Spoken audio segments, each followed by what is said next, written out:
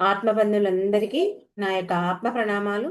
ఇంత గొప్ప ధ్యాన జ్ఞాన మార్గాన్ని మనకు అందించిన మహాత్ములైన బ్రహ్మర్షి పితామహ పత్రిజీ దంపతులకు, నాకు జ్ఞానాన్ని అందించిన బ్రహ్మర్షి తటవర్తి వీర రాఘవగారి దంపతులకు ఆత్మ ప్రణామాలు తెలుపుకుంటూ ఈరోజు కార్యక్రమాన్ని మనం మొదలు పెట్టుకుందాం మాస్టర్స్. ఈరోజు మనం పత్రి గారు చెప్పినటువంటి ధ్యాన సూక్తి గురించి తెలుసుకుందాం. పత్రి గారు చెప్పినటువంటి ధ్యాన సూక్తి ఏంటి అంటే, సంగీతానికి శృతి ఎలాంటిదో ఆత్మకు ధ్యానం అలాంటిది. మన జీవితంలో కొన్ని మాటలు వింటే అవి కేవలం మాటల్లా అనిపించవు. ఎలా ఉంటాయి ఆ మాటలంటే, మన యొక్క అంతరంగంలో మేలుకొల్పే మంత్రాల్లా అనిపిస్తాయి. మరి అలాంటి అమూల్యమైనటువంటి సూక్తుల్లో పత్రి గారు చెప్పినటువంటి ఒక సూక్తి, ఒక గొప్ప వాక్యం ఏంటి? సంగీతానికి శృతి ఎలాంటిదో ఆత్మకు ధ్యానం అలాంటిది.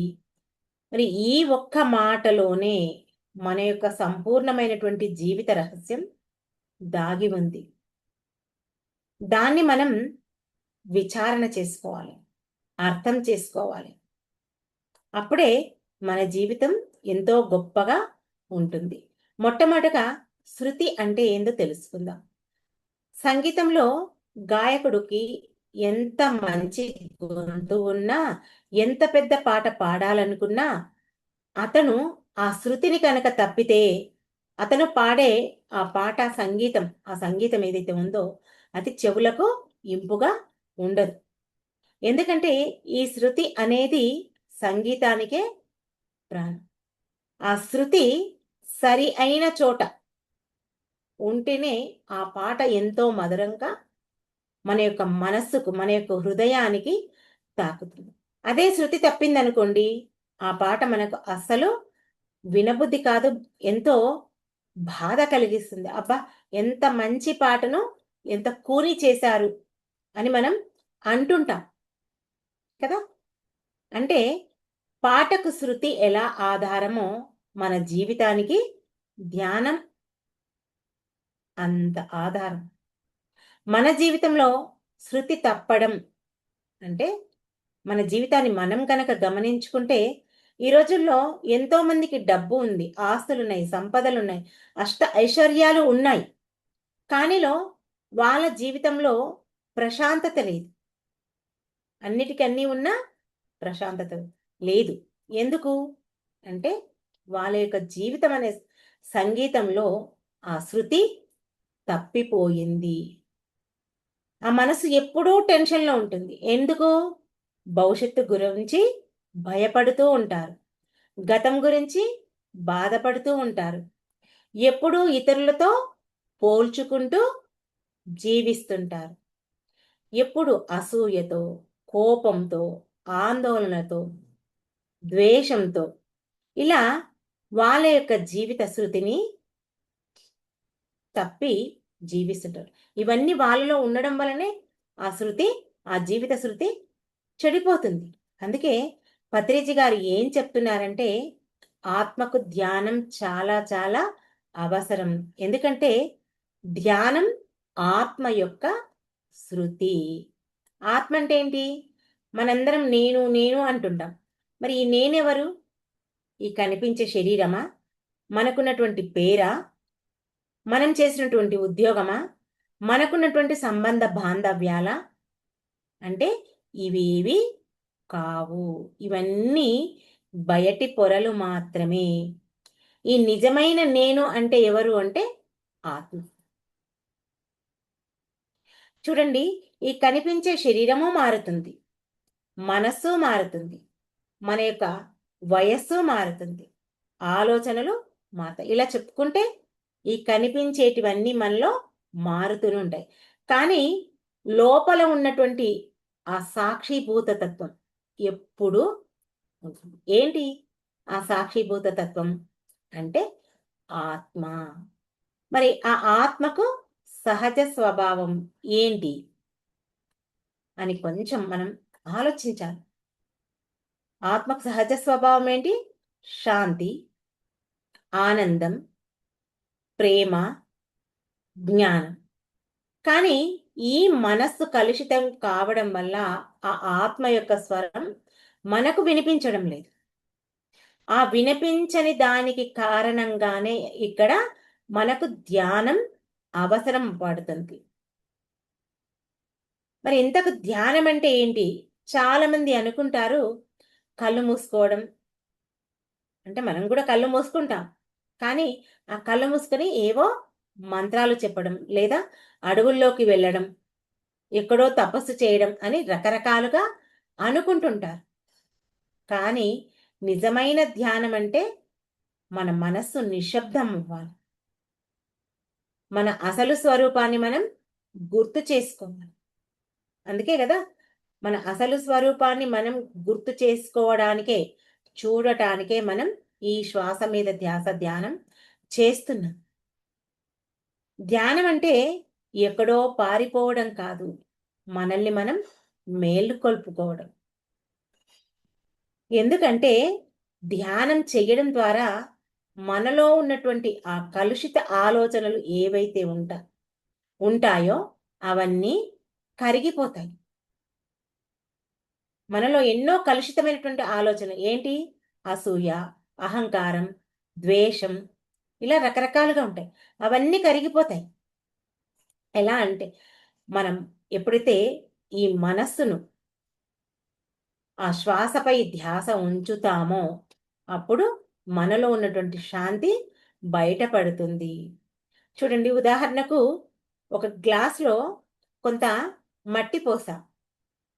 మట్టి పోసినప్పుడు ఆ నీళ్ళన్నీ ఎంత చెత్తగా ఉంటాయి. చూడబుద్ధి అవుతుందా అవి ఆ నీళ్ళను? కాదు. మనం కనుక ఆ గ్లాసును కదపకుండా ఒక గంట, 2 గంటలు అలాగే పెట్టామనుకోండి, చక్కగా ఆ నీళ్ళన్నీ స్వచ్ఛంగా మనకు కనిపిస్తాయి.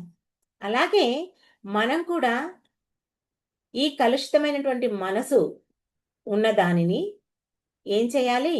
శ్వాస మీద ధ్యాస ఉంచి కూర్చోవాలి. అప్పుడే మన మనసు ప్రశాంతమవుతుంది. ఎప్పుడైతే మనసు ప్రశాంతమవుతుందో ఆ ఆత్మ ప్రకాశం బయటపడుతుంది. ఇది చెప్పినంత ఈజీగా ఒక్క సెకన్‌లో బయటపడదు. మనం ఎన్నో రోజుల సాధన ద్వారానే మనకు బయటపడటానికి అవకాశం ఉంటుంది. సంగీతంలో శృతి తప్పితే ఏమవుతుంది? ఆ పాట మనకు వినబుద్ధి కాదు. అందుకే సంగీతకారకుడు ఏం చేస్తుంటాడు? ఆ సంగీతాన్ని మొదలుపెట్టే ముందు ఆ తంబూరాను, ఆ శృతిని సరిచేస్తాడు. ఎందుకంటే శృతి లేకపోతే సంగీతం లేదు. అంత గందరగోళంగా ఉంటుంది. అలాగే మనిషి కూడా ప్రతిరోజు కూడా తన యొక్క అంతరంగంలో ఉన్నటువంటి ఆ శృతిని సరిచేసుకోవాలి. అది ఎలా అంటే కేవలం ధ్యానం ద్వారా మాత్రమే సాధ్యమవుతుంది. ధ్యానం లేని జీవితం ఎలా ఉంటుంది? అంటే చిన్న మాటలకే కోపం వస్తుంది. చిన్న సమస్యలకే భయం పడుతుంటాం. చిన్న నష్టానికి డిప్రెషన్‌కి లోనవుతాం. ఎందుకంటే మన అంతర్గత శృతి పోయింది. అదే ధ్యానం చేస్తే మానవుని ఎలా మార్చుతుందంటే, ఈ ధ్యానం అనేది మాయ కాదు. మన యొక్క అంతర్గత శాస్త్రం.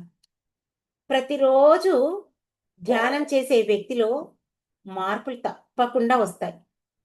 ఎలా వస్తాయి ఆ మార్పులంటే, తను ఆలోచించే ఆలోచనలు స్పష్టంగా ఉంటాయి.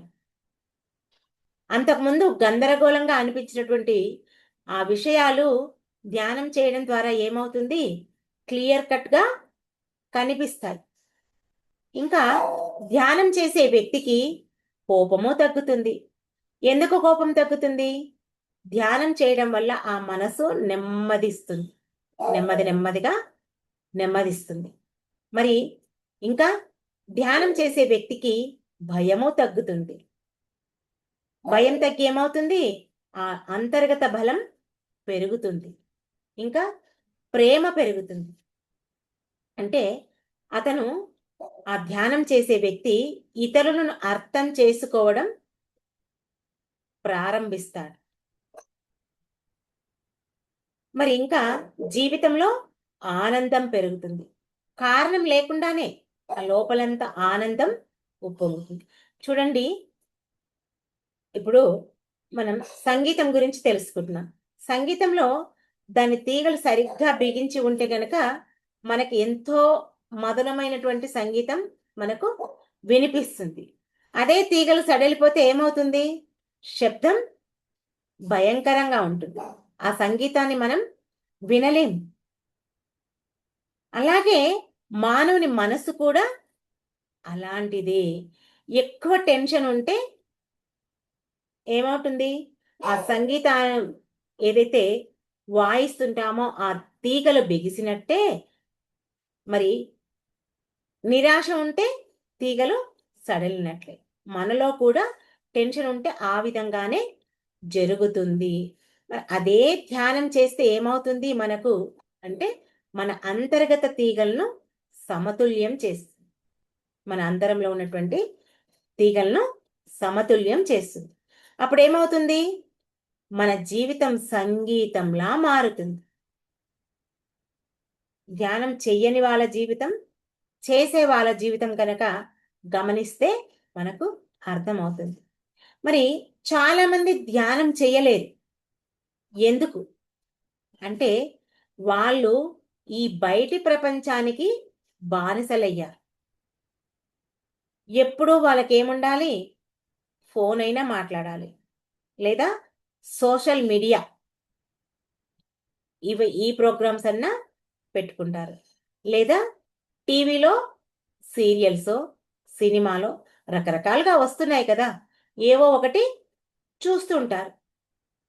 ఫేస్‌బుక్ అని, ఇన్‌స్టాగ్రామ్ అని ఇలా రకరకాలుగా చూస్తుంటారు. ఇంకా ఇతరులతో పోలికలు. వాళ్ళకంత డబ్బుంది, వాళ్ళకి ఆ కారుంది, నాకు ఈ కారు లేదు, నేను తెచ్చుకోవాలి. ఇలా రకరకాలుగా పోలికలు. అది చీరనుకో, నగనుకో, సొమ్మనుకో ఏదో ఒకటి. ఇతరులతో పోల్చుకోవడం. మరింకా ఆందోళన. నా జీవితం ఏమవుతుందో? భవిష్యత్తు గురించి ఆందోళనే, గతము గురించి బాధ. ఇలా జరిగింది నా జీవితం. ఇలా రకరకాలుగా ఆ బయటి వైపు దృష్టిని సారించేస్తాయి. అందుకే మనం ఎప్పుడైతే ధ్యానం చేస్తామో, ఆ ధ్యానము ద్వారా మాత్రమే మన మనస్సును మనం లోపలికి తీసుకెళ్ళగలుగుతాము. చాలామందికి మొదట్లో ఈ ధ్యానం కళ్ళు మూసుకొని కూర్చొనివ్వదు. ఆ కూర్చొనివ్వని వాళ్ళు ఏం చెయ్యాలి అంటే, చిన్న పిల్లవాడు స్కూలుకు వెళ్ళేటప్పుడు మారాం చేస్తాడు. అవునా? వాడికి ఎన్నో నచ్చచెప్పి స్కూలుకు పంపిస్తాం మనం. అలాగే ధ్యానంలోకి వచ్చిన మొదట్లో కొత్తగా వచ్చిన వాళ్ళు ఆ మనస్సును ప్రేమగా ధ్యానంలో కూర్చోబెట్టాలి. దాన్ని బుజ్జగించాలి. పిల్లవాడిని స్కూలుకు పంపినీకే ఎలా బుజ్జగింప చేస్తామో, మన మనసును కూడా అలా బుజ్జగింప చేయాలి. మరి ధ్యానం ఎలా చేయాలి అంటే, పత్రి గారు చెప్పినటువంటి సులభమైన మార్గం ఆనాపానసతి ధ్యానం. పత్రి గారు చెప్పిన ధ్యానం చాలా ఈజీగా ఉంది కదా! ప్రశాంతంగా కూర్చోవాలి. కళ్ళు మూసుకోవాలి. శ్వాసను గమనించాలి. ఆ శ్వాసను మనం గట్టిగా తీసుకోవడం కానీ, గట్టిగా వదలడం కానీ చేయదు. సహజంగా మనలో జరుగుతున్నటువంటి శ్వాసను గమనించాలి. అంతే, ఇంకే మార్పు లేదు. ఇంతే. ఇది చాలా చిన్న విషయంలా అనిపిస్తుంది కానీ, మనం కనుక ఈ సాధన చేస్తే, ఆ సాధనే మన మనస్సును శుద్ధి చేసేటటువంటి గొప్ప మార్గం. ఎందుకంటే ధ్యానం వల్ల ఆ మనసు ఎప్పుడైతే శుద్ధి అవుతుందో, మన ఆత్మతో సంబంధం ఏర్పడుతుంది. మానవుని యొక్క జీవితంలో పెద్ద సమస్య ఏంటి అంటే తనకు తాను దూరం అయిపోవడమే. నిజంగా గమనిస్తే మనం మన ఇంట్లో వాళ్లకు ఎవరికి ఏది కావాలంటే అది చేసి పెడతాం. ఎవరికి ఏది ఇవ్వాలంటే అది ఇస్తాం. తనకు తాను ఏది చేసుకోడు. అంటే తనను తానే నిర్లక్ష్యం చేసుకుంటాడు. కానీ ధ్యానం చేయని వ్యక్తి బయటి ప్రపంచంతో ఎన్నో రకాలుగా కనెక్షన్స్ పెట్టుకుంటాడు. కానీ తన ఆత్మతో మాత్రం కనెక్షన్ పెట్టుకోడు. అందుకే మన జీవితాలు ఇలా ఉన్నాయి. మరి మన ఆత్మతో కనెక్షన్ పెట్టుకోవాలంటే ఉన్నది ఒకటే ఒక మార్గం. పత్రి గారు చెప్పినటువంటి శ్వాస మీద ధ్యాస. ధ్యానమే ఆ కనెక్షన్ని మనకు తిరిగి కలుపుతుంది. అందుకే ధ్యానం ఎప్పుడైతే ఆత్మతో కనెక్షన్ కలుపుతుందో మానవుడు అనుభూతి చెందుతాడు. ఎలా అనుభూతి చెందుతాడు అంటే, నేను ఒంటరి వాడిని కాదు, నా లోపల అపారమైనటువంటి శక్తి ఉంది.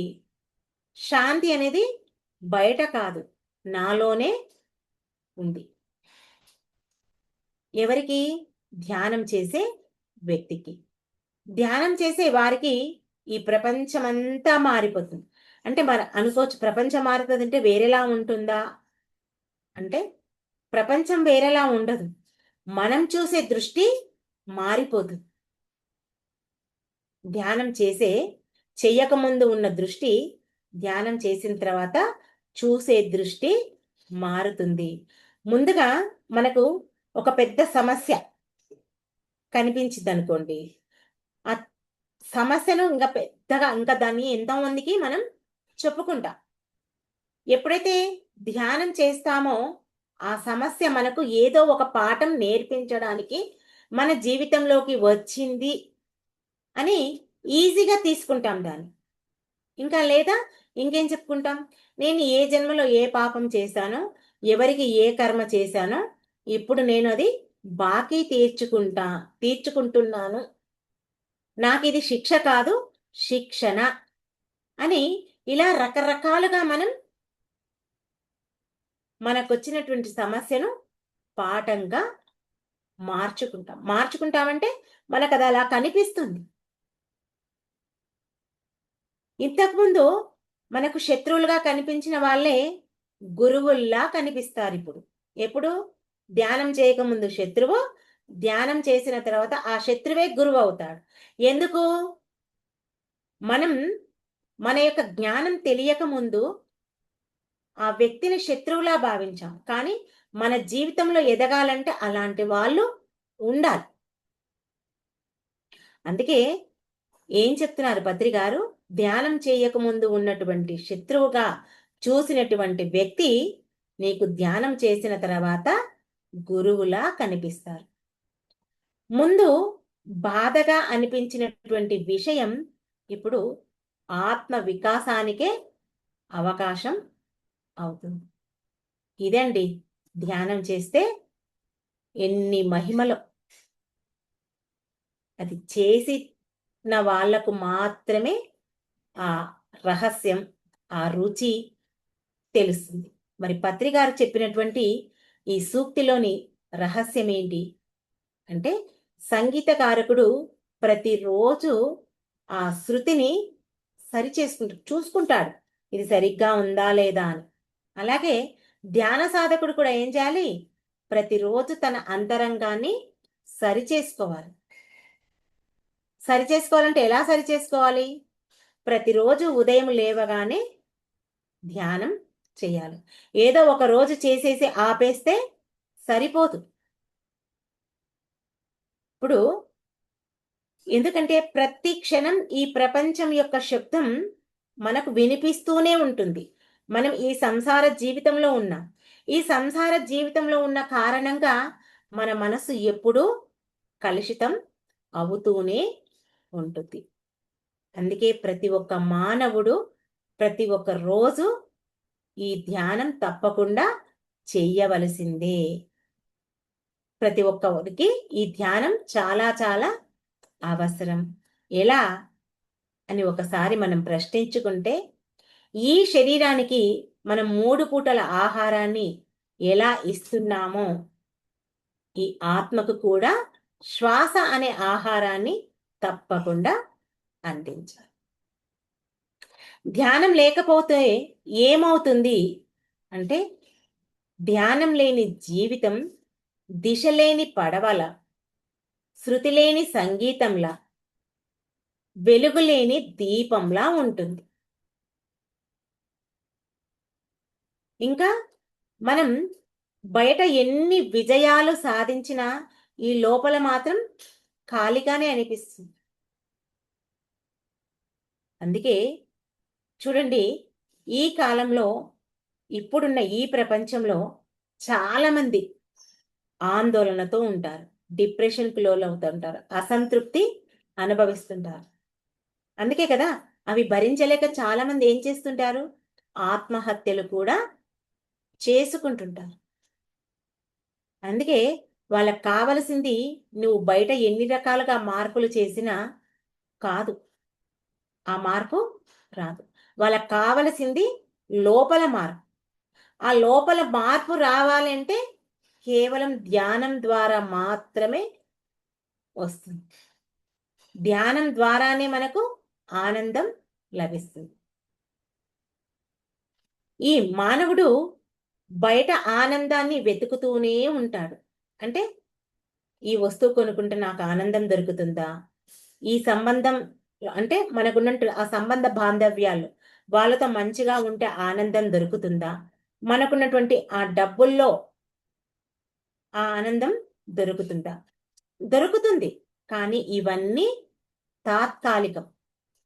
మనం చూసేటివన్నీ, మనకు దొరికిన ఆనందాలన్నీ తాత్కాలికం. కానీ ఈ శ్వాస మీద ధ్యాస ధ్యానం ద్వారా మాత్రమే మనం ఆ శాశ్వత ఆనందాన్ని పొందుతాం. అది వస్తుంది మనకు. అందుకే నిజమైనటువంటి ధ్యాన సాధకుడు ఏం చేస్తాడంటే, చిన్న విషయాల్లో కూడా ఆనందిస్తాడు. ఒక చిన్న పక్షి శబ్దం వినిపించిందనుకోండి, ఎంతో మైమరిచిపోతాడు. ఆ గాలి యొక్క స్పర్శ మనం అనుకుంటాం, గాలేముంది ఫ్యానేస్తే వస్తుంది గదా అని. కానీ ఆ ప్రకృతిలో ఉన్నటువంటి ఆ చక్కటి ఆ గాలి, ఆ స్పర్శ తగిలితే ఎంతో అనుభూతితో ఉంటాడు. ఆ సూర్యోదయం చూస్తే మనమేమనుకుంటాం? సూర్యుడొస్తున్నాడు, పోతున్నాడు, ఎండెక్కింది అంటాం. కానీ సాధకుడు ఆ సూర్యుడు ఉదయిస్తుంటే ఎలా బయటికొస్తుందో ఆ సూర్యుడు అనేది చూస్తుంటాడు.